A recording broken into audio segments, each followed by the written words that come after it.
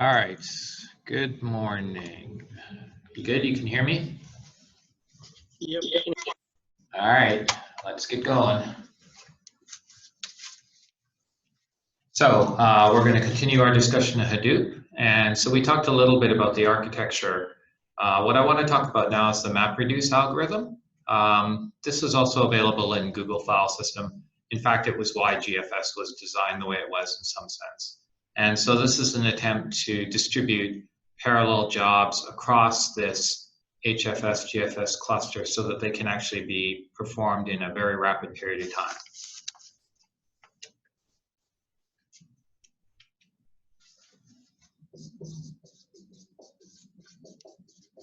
So we have MapReduce, and this is a programming model.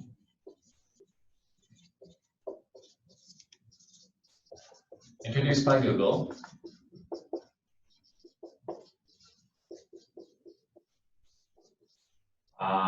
To support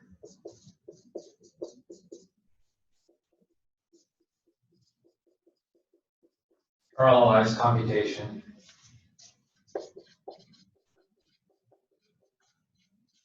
over massive data sets.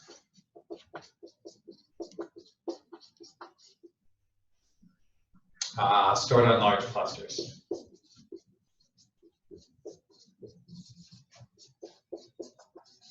So you can see that GFS and MapReduce for Google went hand in hand.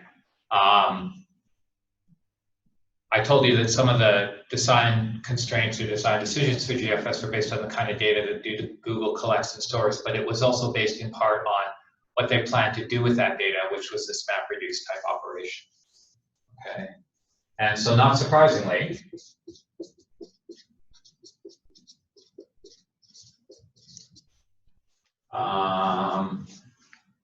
the model has two steps: map and reduce.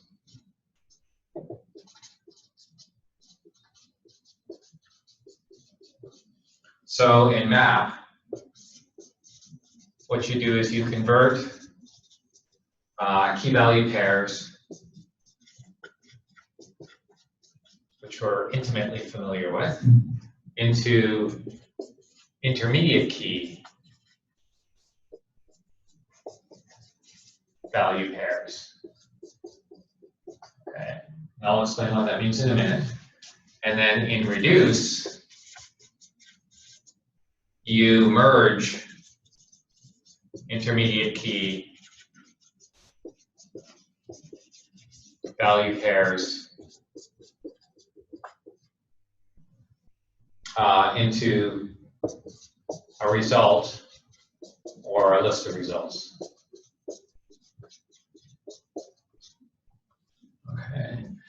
So in some sense, you can consider the map operation as taking this very large data set and breaking it down into pieces and mapping it out to individual workers who are going to run in parallel.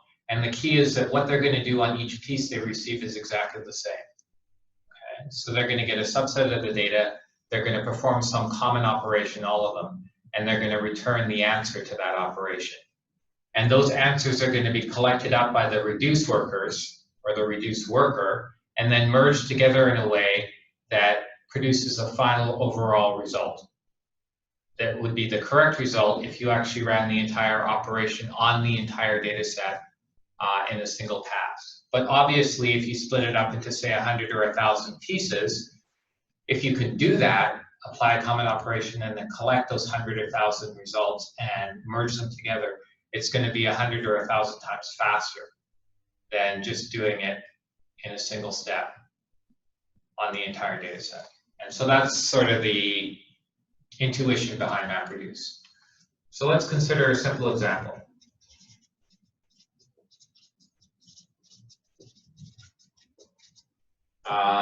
A very large file that stores daily maximum temperatures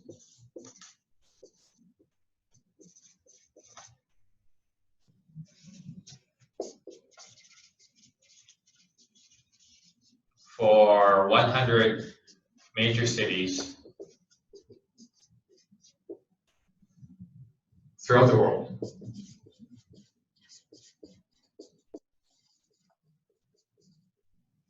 Okay, for all years where such temperatures are available. And even this is a very small example. What you'd probably have is you'd probably have weather data, or actually meteorological data for many thousands of cities throughout the world for all years where such temperatures were available. And then you can see that, yes, that's going to be a very large file. Okay, but we'll take this as our example. And suppose we wanted to know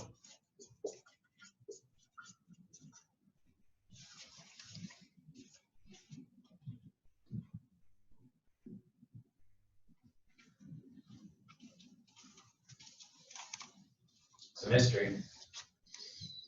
What the hell was I saying?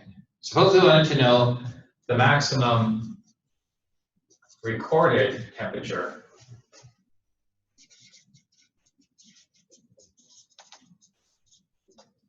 for each city. Pretty common thing that we might want to know. So one possibility, one bad possibility, would be to sort the data by city and then process sequentially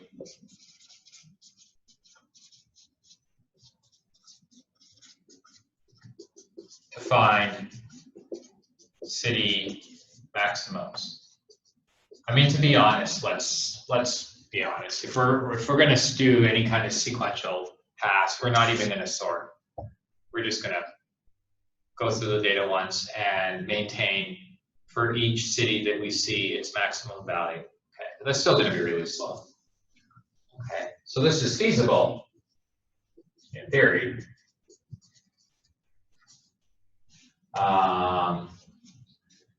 But for large files,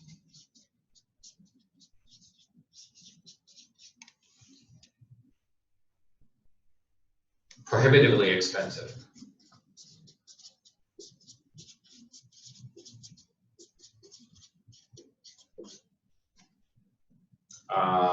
Even with merge sort.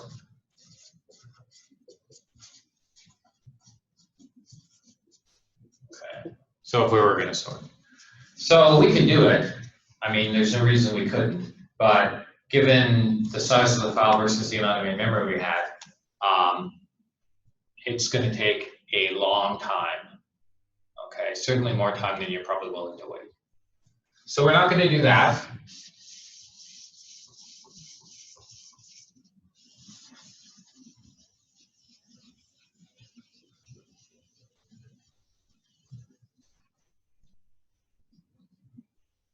So think about it this way. Suppose I broke the file up into tiny little pieces, okay? On each piece, assuming I could fit it in main memory, it would be very fast for me to determine for the cities in that piece, what is the maximum temperature value, correct? But there's a problem there, and what is that?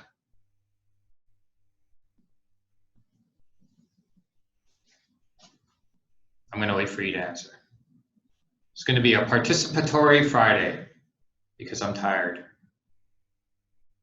So if I have a whole bunch of pieces and for each piece I know, okay, these are the cities in there and this is the maximum temperature for the cities I can see, what's the problem in terms of answering the final question?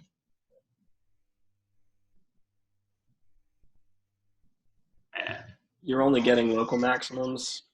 That is, yep, that is absolutely correct. So you know the maximum for your own piece, but you have no idea for the other pieces on the other worker nodes. Well, what cities did they get? Did they get any cities I got? If they did, what were their maximums? Were their maximums bigger than my maximums? So we can't answer the question because we only know for our own piece what the answer is. It's going to be fast because if we split them up into small pieces and we have enough worker nodes, we can just tell every worker node go. and it'll immediately finish. That's the map step. That's the basic idea of the map step. And then the reduce step would be, okay, once all the worker nodes have their answers, those answers need to be somehow collected together and merged into a final overall answer. Okay. So alternatively,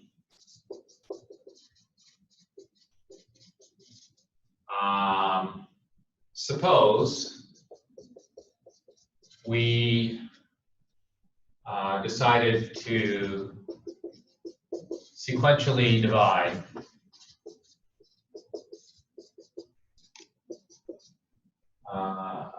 the file into pieces. And these pieces are called splits in MapReduce. So into pieces called splits. Okay, and by sequentially divide, all I mean is we're not going to do any pre-processing on the file. We're just going to say something like first 1,000, stop. Next 1,000, stop. Next 1,000, stop. So we'll pick some size, some number of cities, and we'll just make a bunch of splits that are all that size. And these are small enough to fit in main memory. Okay? And then we distribute the splits to nodes throughout a large cluster.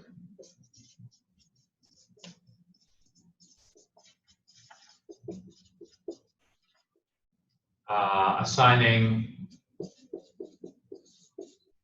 a map function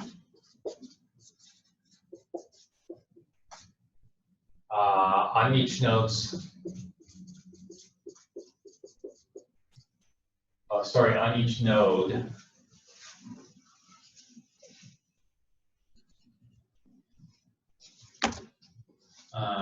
to read its split,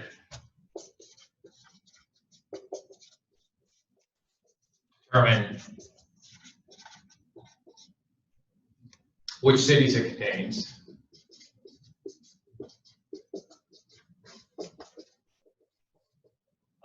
and identify each city's maximum temperature within the split.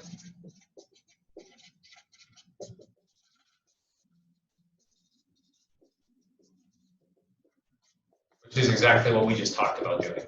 Okay. So you would have a map function, it would probably have a name and a content. And then the input here, the name is the key. And then the split name, key split name.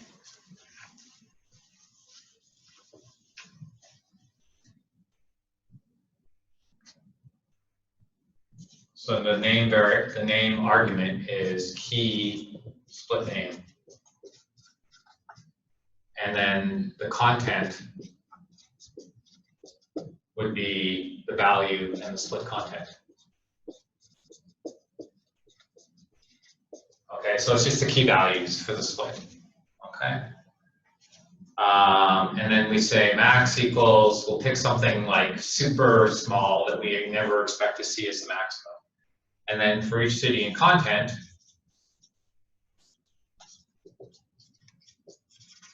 do the max equals the max temp in content for the city. And you can do this any way you want. This is just pseudocode.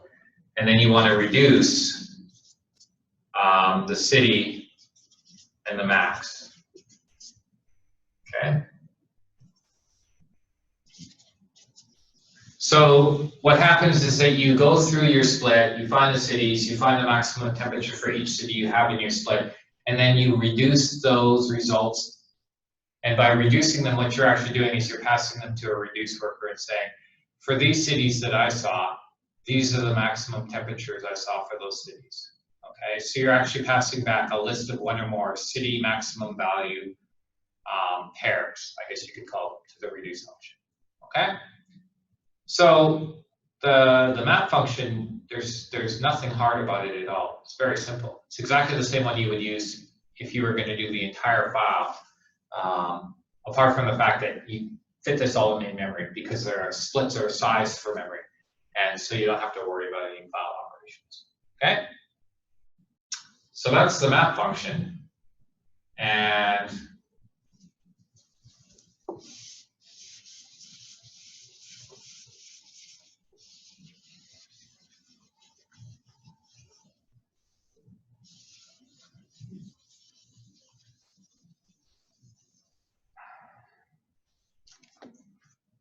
so the maximum temperatures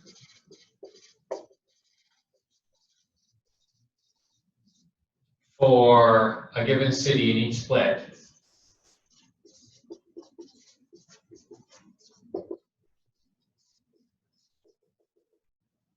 are sent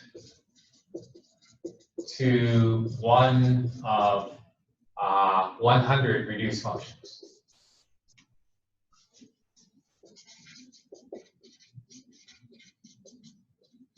Which are also assigned to nodes.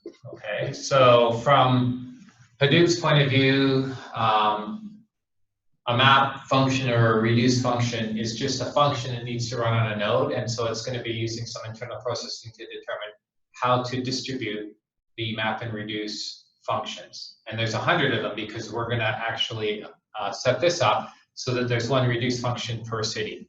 Okay. We don't have to do that, but that's how I've decided to do it. So each reduce function is responsible for a single city's temperatures.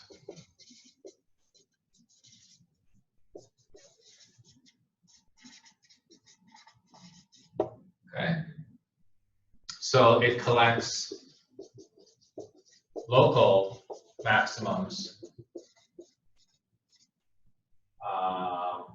from different map functions.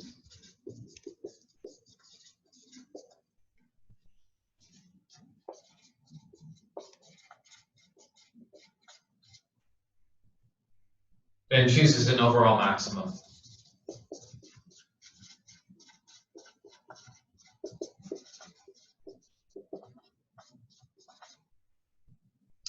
That it returns to the column application.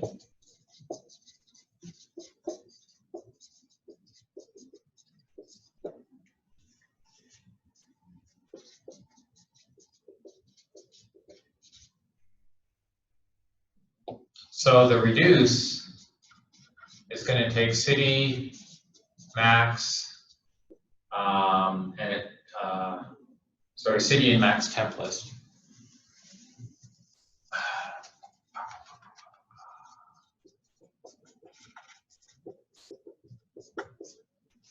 Okay. And so the input here, city, is a key of city name. Okay, and max temp list is a value, which is the max temp at each split. Okay. And so again, you would set your max to some very small number, and then you would say for each temp in max temp list, do if your temp is greater than your max, then max is temp.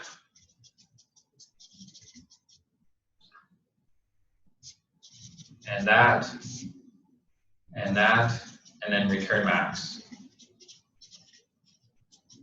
Okay. And so Hadoop will actually figure out how to call the proper reduce function for the given city and give it the set of all maximum temperatures that came back from the different map nodes for that given city. Okay, and so the reduce function just receives the city name and then the list of maximum values for that given city that the map functions generated. Okay, and so then it's just an easy task of running through that list of temperatures and finding the biggest one. Like this is just a max function, basically. I mean, another way we could have done this is we could have had a single reduce node and have everything go to that reduce node, and then that reduce node could have run through the list of cities and maximum temperatures from the worker nodes and figure out for each city what the maximum temperature is. The potential problem there is you have to make sure it's all going to fit in memory, and so depending on how many worker nodes you had, how many map nodes you had, that could be an issue. And so this reduces that by a factor of 100 because it's a city per reduced node. And so we're fairly confident this will fit in the memory available for a worker node on one of those chunk servers, okay? And I'll just mention here, since map and reduce run in parallel,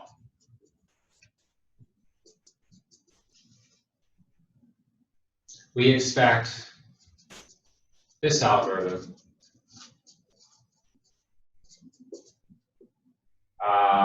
to run much more quickly.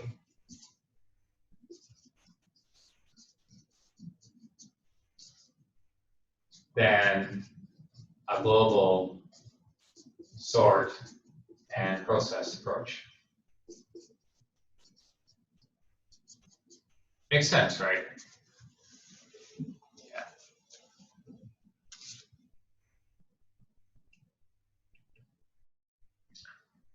Now, one of the things to note here, and we talked about this when we talked about MapReduce, is that MapReduce is a hardware architecture and a corresponding set of API functions to allow you to perform this kind of operation. But what it doesn't do is it doesn't parallelize a computation for you. So when we wanted to do this, we had to figure out how are we going to do MapReduce? Like, what are we going to send to the map workers? What are they going to send to the reduce workers? How are those results going to be processed to give us back the answer that we want? Okay, so obviously I picked a very, very simple operation that was easy to parallelize because everything's independent, right? It doesn't matter what piece of a data set with temperatures I give to a map worker. His only job is to figure out within that piece what are the cities and what are the maximum temperatures for each city. And so this is what the systems people call embarrassingly parallelizable, which means it's really, really easy to figure out from looking at it. Oh, this is how it parallelizes. In most cases, it's not trivial to figure out how to parallelize an operation in a way that you think is going to run faster. And so if you can't do that, then MapReduce is not going to help you because it doesn't do that for you. It simply takes the parallelization strategy that you have generated and implements it.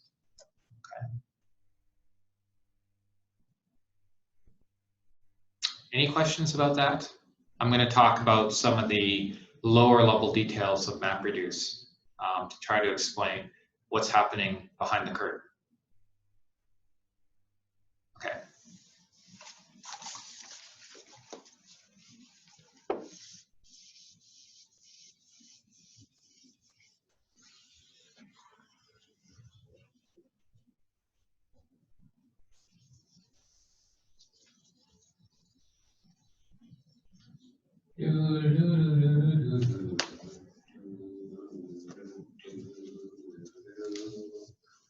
So let's look at the implementation.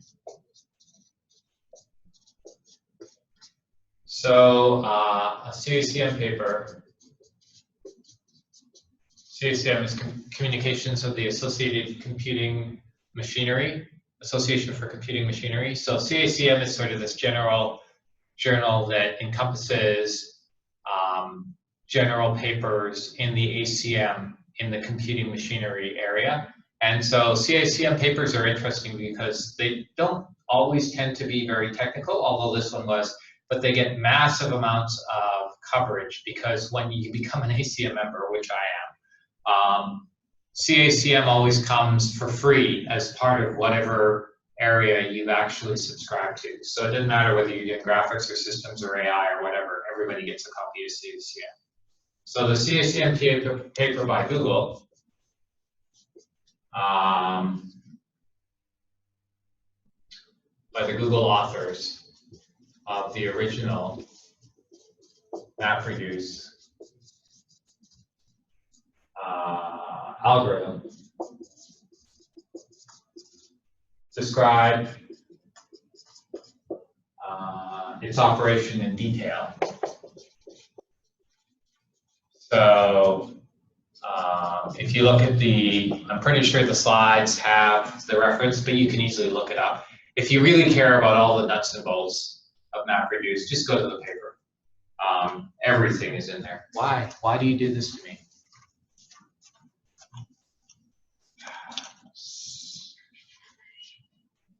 I guess when there's people in a classroom, somebody's always moving, so this never happens. I don't know.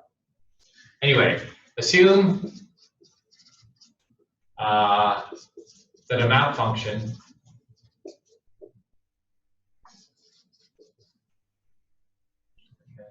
TION function converts a key value pair, which we're going to call K1V1,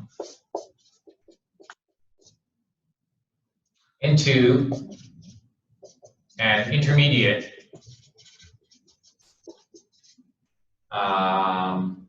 list of key value pairs.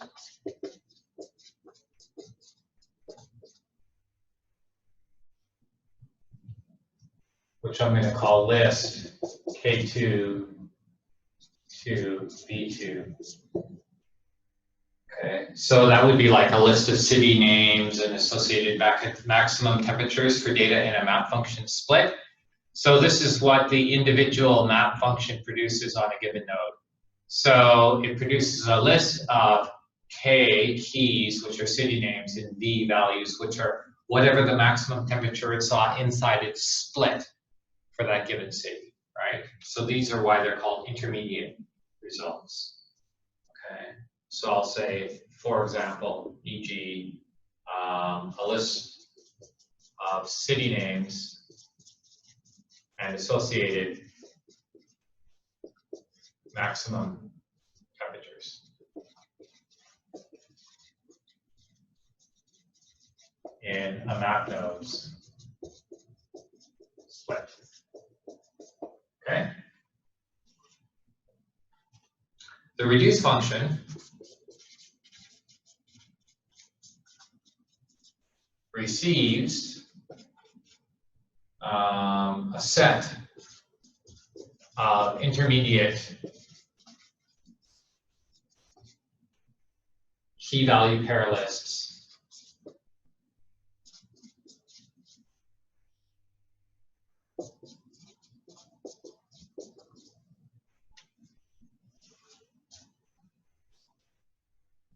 so it gets a list of some key, so let's say K2, and then a list inside that of V2.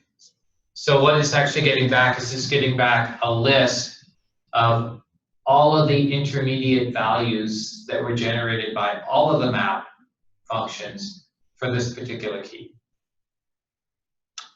Okay, so as with our reduce function, this would be a list of all of the maximum temperatures every map node saw when its split contained this particular city name. Okay? So, for example, a list of maximum temperatures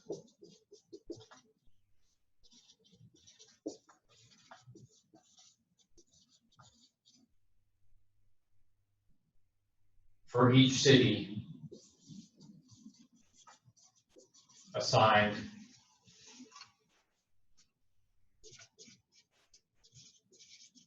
to a reduce function / node. Okay.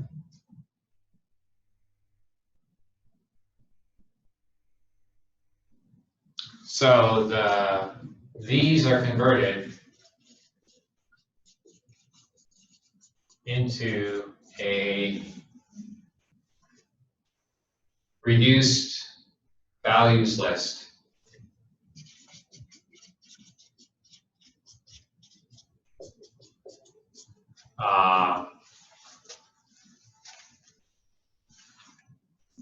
So there's a list of values, one per key,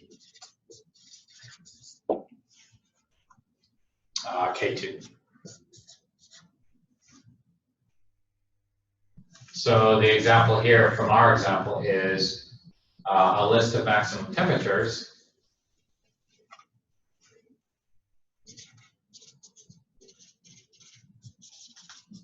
for each city assigned to a reduced node.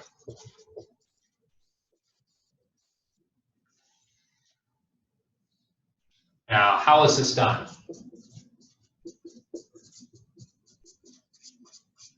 Okay, so that all makes sense, and that's a slightly more technical explanation of our example, but it's not that different. So from the point of view of the actual Google file system MapReduce or the Hadoop MapReduce architecture, how is this actually done? Well, it's done by magic. Keebler Elves do it. If only that were true. Probably get put in jail for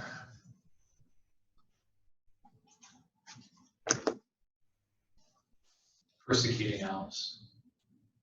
An interesting thing to get put in jail for, though. I wonder if that'd be respected or if that'd be a trouble, like a, you know, you don't want to go to jail for being a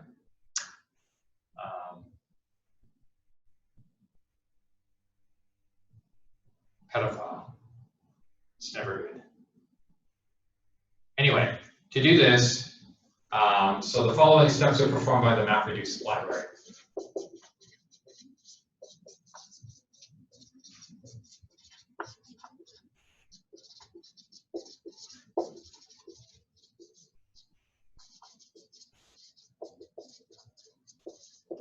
So first, user specified input files are divided into M splits that are copied to the cluster, or that exist out on the cluster already. Doesn't matter. Somehow the data has to get out to the cluster. Either you put it out there or it's there. Okay. Second, a master version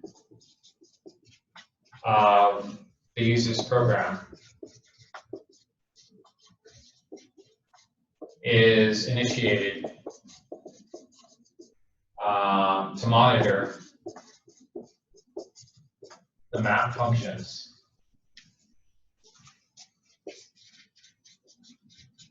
and send intermediate results to reduce functions. Okay, so this is where, remember I said I had to make a choice about how I was going to do reduce? I assume this is where, inside this master version of the user program, this is where the decision is made that we're actually going to use 100 reduce functions, one per city. And so when I get intermediate results from a map function, I actually look at the, it's a list of city maximum temperature for this given split pairs, and then for the given city, I pass it to the appropriate reduce function. Okay, so that's where this is happening.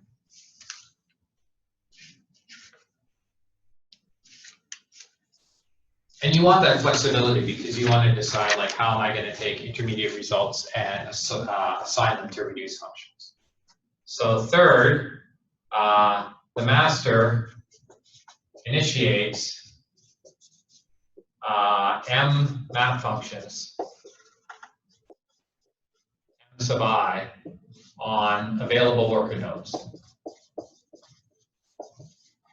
So you remember when we talked about the Hadoop architecture, there are worker nodes out there just waiting to do work. And then it assigns responsibility for one or more splits to each MI. So in the simplest case, you tell every MI you've got a single split to work with, but you can give it more than one if you want to. The master also initiates R reduce functions, R sub I, then assigns responsibility for one or more intermediate keys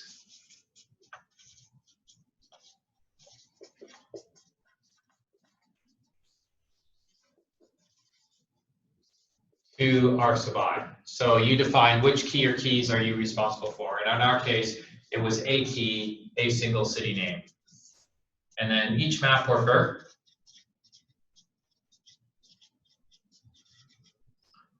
reads its split or splits, parses the key value pairs,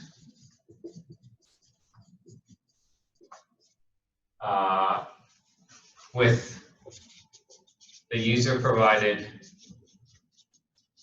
M sub I, the map function, and buffers the results to memory.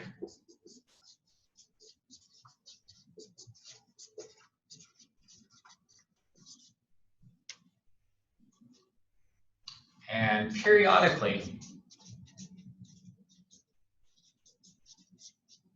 these buffered pairs are written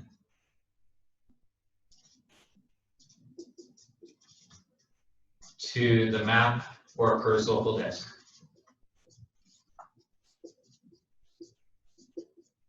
And they're partitioned into R regions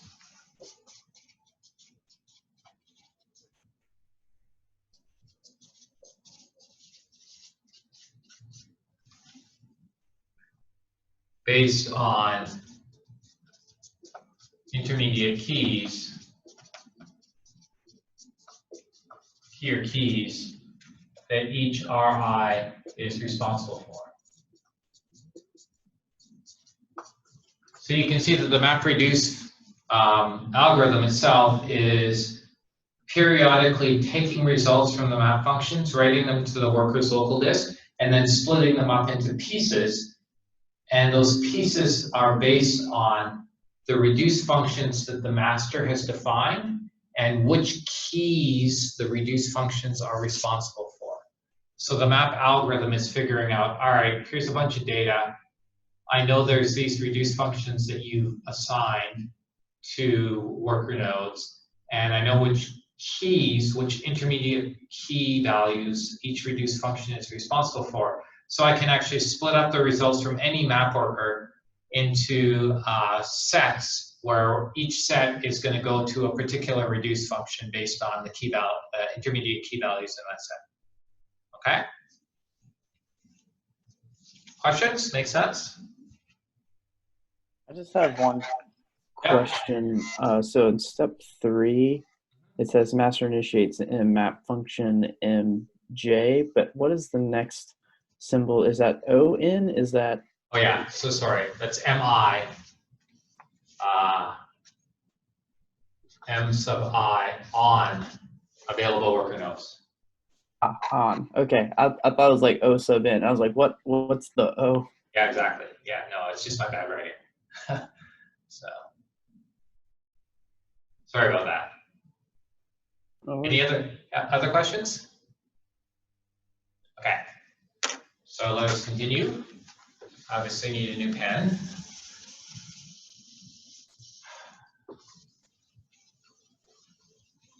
But we'll get through today with this one.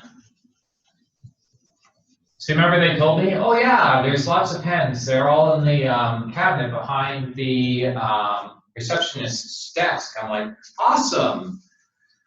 The desk is locked. So are the cabinets, so I can't get the key. I thought briefly of just taking a hammer, which I have, of course, and just smashing it open, but that seemed, I don't know. I'm going to wait till I'm more frustrated before I do that. It's going to happen, though. Don't tell me something's there and then I can't get at it. That's just rude. Anyway, step 7. So the buffered pairs are returned to the master, who forwards them to the appropriate reduce workers.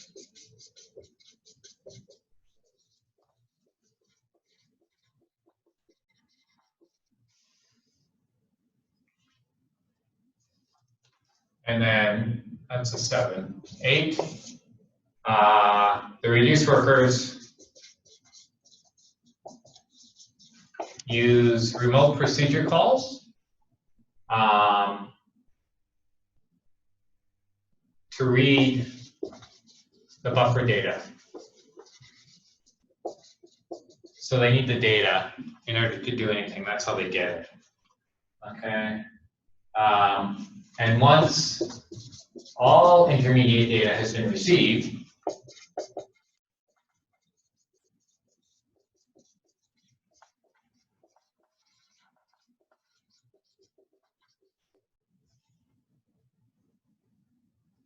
it is sorted by intermediate key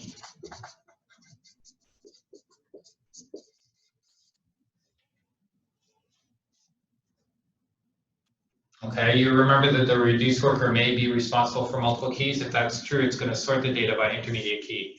And then you might wonder, like, how does it know when it's got all the data? I'm pretty sure it's the master's job to tell the reduce worker, that's the last piece of data you're going to receive, so go.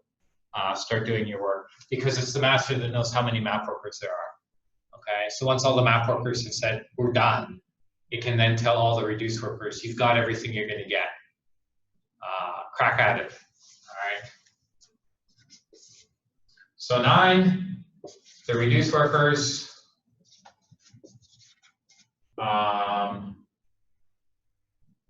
block the sorted intermediate data, and they pass each intermediate key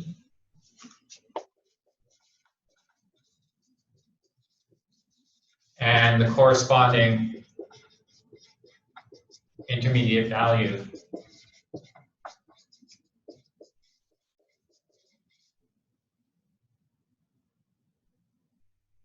to that R sub I, that reduce function that the master gave to the reduce worker when it created it.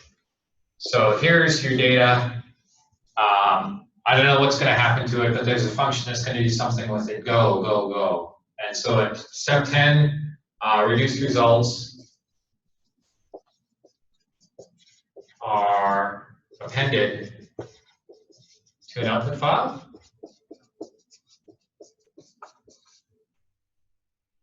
On the cluster. And producing our output files.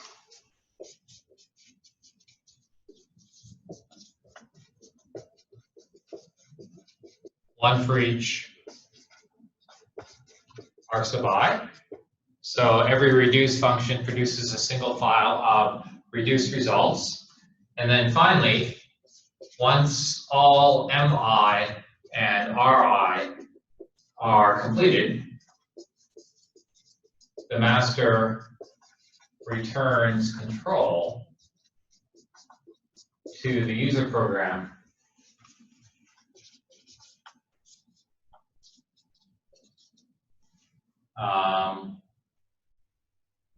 allowing it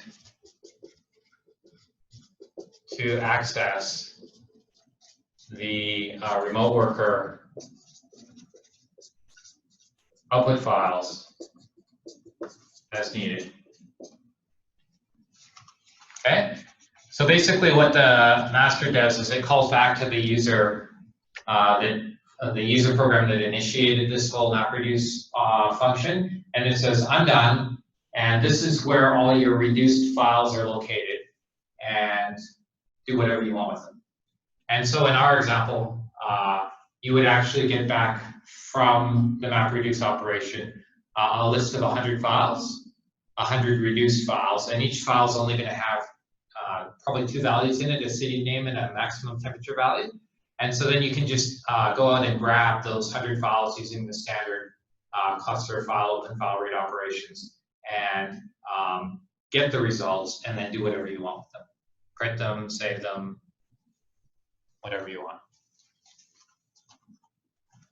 Okay, so we went from Keith-Laurel's very high-level explanation to this sort of like super detailed, what's happening at every step operation. Okay, and we haven't even talked yet about how the cluster itself is making a decision about where to put this stuff, because there's some very fairly sophisticated decisions about when you ask to assign map and reduce workers to nodes, how's that actually done? And you know, how does that work? But we're not going to talk about that today. We're going to talk about that on Monday. So, any questions about any of this? Okay, so don't forget that the 22nd is when your assignment 3 is due. Some of you have been sending me emails. I'll be answering them. Any questions about the assignment right now before we quit for the day? All right, that's good. So good to see you virtually. I didn't even see you virtually. Good to talk to you virtually. Have a good weekend, and I will see you on Monday. Thank you. Thanks. Thank you. Thanks.